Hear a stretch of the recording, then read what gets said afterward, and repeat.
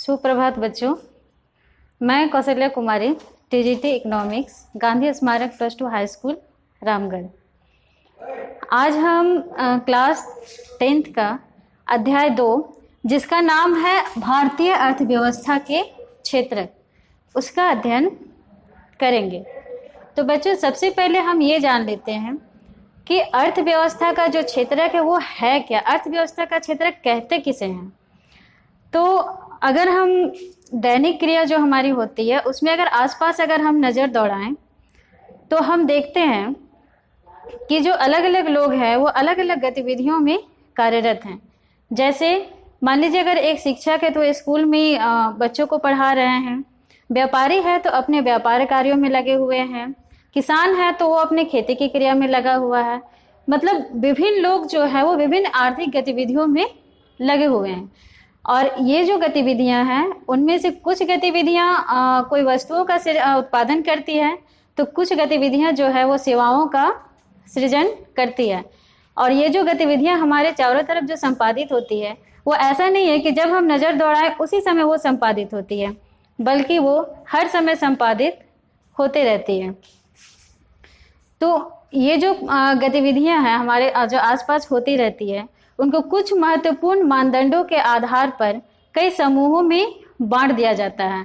और ये जो समूह हमारे हैं वो अर्थव्यवस्था के क्षेत्रक कहलाते हैं। तो हम जाने कि अर्थव्यवस्था का क्षेत्रक क्या है। जब विभिन्न आर्थिक गतिविधियों को कुछ महत्वपूर्ण मानदंडों के आधार पर विभिन्न समूहों में बांटा जाता है तो वह हमारा क्षेत्रक कहलाता है।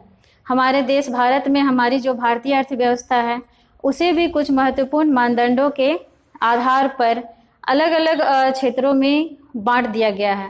और हमारे इस अध्याय में अर्थव्यवस्था को कुछ महत्वपूर्ण मानदंडों के आधार पर 3 वर्गों में बांटा गया है। हमारा पहला जो वर्गीकरण है वह है आर्थिक कार्यों के आधार पर। जैसे कि मैंने पहले ही आपको बताया कि कुछ महत्वपूर्ण मानदंडों के आधार पर ही अर्थव्यवस्था का वर्गीकरण किया जाता है। तो हमारा जो पहला वर्गीकरण किया गया है वो उसका मापदंड आर्थिक कार्यों के आधार पर उसको लिया गया है। तो आर्थिक कार्यों के आधार पर हमारे अर्थव्यवस्था को 3 भागों में बांटा गया है। पहला जो वर्गीकरण है वो आर्थिक कार्यों के आधार पर है, जिसमें हमारी अर्थव्यवस्था को 3 भागों में बांटा गया है। पहला भाग है प्राथमिक क्षेत्र, दूसरा भाग है द्वितीयक क्षेत्र और तीसरा है तृतीयक क्षेत्र। और दूसरा जो वर्गीकरण किया गया है हमारी अर्थव्यवस्था का वह रोजगार के आधार पर किया गया है। और रोजगार के आधार पर हमारी अर्थव्यवस्था को 2 भागों में बांटा गया है। पहला है संगठित क्षेत्र और दूसरा है असंगठित क्षेत्र। और तीसरा जो वर्गीकरण हमारी अर्थव्यवस्था का किया गया है वह स्वामित्व के आधार पर किया गया है। और स्वामित्व के आधार पर हमारी अर्थव्यवस्था को 2 भागों में बांटा गया है, सार्वजनिक क्षेत्र और निजी क्षेत्र। अब हम जो विभिन्न वर्गीकरणों के आधार पर जो अलग अलग वर्गों में बांटा गया है हमारी अर्थव्यवस्था को, उसको अलग अलग से हम जानते हैं कि आखिर वो है क्या। तो सबसे पहले हम आते हैं कि जो पहला हमारा वर्गीकरण था आर्थिक कार्यों के आधार पर, जिसमें 3 भागों में हमारी अर्थव्यवस्था को बांटा गया था, वह है प्राथमिक क्षेत्र, द्वितीयक क्षेत्र और तृतीयक क्षेत्र। तो सबसे पहले हम जानते हैं कि प्राथमिक क्षेत्र क्या है। तो जब हम प्राकृतिक संसाधनों का प्रयोग करके किसी वस्तु का उत्पादन करते हैं तो इसे प्राथमिक क्षेत्र की गतिविधि कहा जाता है। अर्थात जब हम किसी वस्तु का उत्पादन प्राकृतिक कारकों की सहायता से या प्राकृतिक संसाधनों की सहायता से करते हैं तो वह जो गतिविधि है वह प्राथमिक क्षेत्र के अंतर्गत आएगी। जैसे कृषि, डेयरी उत्पादन, मछली पालन, खनन, ये सब क्रियाएं जो हैं वो प्राथमिक क्षेत्र के अंतर्गत आती हैं। कृषि मान लीजिए एक किसान जो है वो कपास की खेती कर रहा है, तो कपास की खेती में किसान को प्राकृतिक कारकों जैसे वर्षा हो गया, जलवायु हो गया, धूप हो गया इत्यादि कारकों पर निर्भर रहना पड़ता है। अतः जो हमारा कृषि से कपास का उत्पादन है वो प्राकृतिक उत्पाद हुआ, और जो कपास की खेती की जो प्रक्रिया है वह प्राथमिक क्षेत्र की गतिविधि के अंतर्गत उसको शामिल किया जाएगा। अब हम डेयरी उत्पादन में आते हैं। तो डेयरी उत्पादन में भी हमें जो पशुओं की जो जैविक प्रक्रिया है और चारा इत्यादि पर निर्भर रहना पड़ता है। और डेयरी उत्पाद हमारा दूध है, तो दूध भी हमारा प्राथमिक क्षेत्र के अंतर्गत उसको शामिल किया जाएगा। उसी तरह खनन प्रक्रिया है, जैसे खनिजों और अयस्क जो है उनको हम जमीन के अंदर से सीधे निकालते हैं, तो वो जो प्रक्रिया हमारी है वो प्राथमिक क्षेत्र के अंतर्गत इसको शामिल किया जाएगा। अब हम द्वितीय क्षेत्र के विषय में जानते हैं कि द्वितीय क्षेत्र का है क्या। तो द्वितीय क्षेत्र की गतिविधि के अंतर्गत प्राकृतिक उत्पादों को विनिर्माण प्रणाली के जरिए अन्य रूपों में उसको परिवर्तित किया जाता है। अर्थात जो द्वितीय क्षेत्रक है वो हमारा प्राथमिक क्षेत्रक के बाद का अगला कदम है, और इसमें वस्तुएं जो है वो सीधे इसमें जो वस्तु है वो सीधे प्रकृति से प्राप्त नहीं की जाती है, बल्कि इसको बनाया जाता है या निर्मित किया जाता है। और ये जो विनिर्माण की प्रक्रिया है वो या तो किसी कारखाना में हो सकता है, कार्यशाला में हो सकता है, या घर में भी हो सकती है।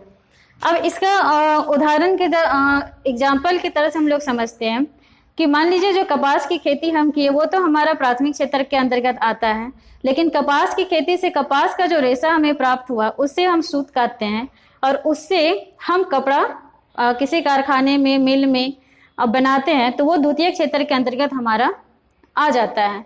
उसी प्रकार गन्ने की खेती हमारे प्राथमिक क्षेत्र के अंतर्गत आती है, लेकिन जब गन्ने को हम कच्चे माल के रूप में इस्तेमाल करके गुड़ या चीनी तैयार करते हैं तो वो हमारा द्वितीय क्षेत्र के अंतर्गत आएगा। उसी तरह मिट्टी का उपयोग करके जब हम ईंट का निर्माण करते हैं और उससे फिर हम किसी भवन या मकान का निर्माण करते हैं, तो वो जो प्रक्रिया हमारी है वो विनिर्माण जो उसका किया जाता है वो द्वितीय क्षेत्र के अंतर्गत आ जाएगा।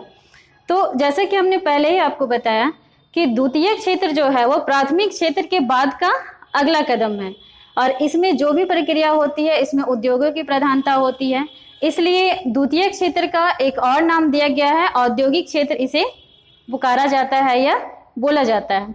अब हम तृतीय क्षेत्र के अंतर्गत आते हैं। तो बच्चों, तृतीय क्षेत्र के अंतर्गत किसी वस्तु का उत्पादन स्वतः नहीं किया जाता है, हाँ, लेकिन जो प्राथमिक क्षेत्र और द्वितीय क्षेत्र के द्वारा जिन वस्तुओं का उत्पादन किया जाता है उनके उत्पादन में तृतीय क्षेत्र के द्वारा उसे सहायता पहुंचाई जाती है।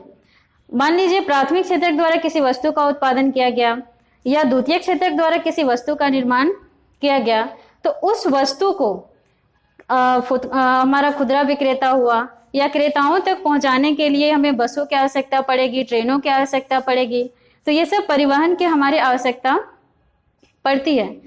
और प्राथमिक या द्वितीय क्षेत्र में उत्पादन में सहूलियत के लिए हो सके टेलीफोन से हमें एक दूसरे से बात करने की भी आवश्यकता हो, या बड़े पैमाने पर उत्पादन के लिए हमें धन की भी आवश्यकता पड़ती है, तो बैंकों से हम उसे ऋण के रूप में धन प्राप्त कर सकते हैं। तो ये सब जो चीज़ें हमने बताई कि परिवहन के साधन, बैंक हमारा हो गया, टेलीफोन अर्थात जो संचार के साधन है, ये सब सेवा क्षेत्र के अंतर्गत आते हैं।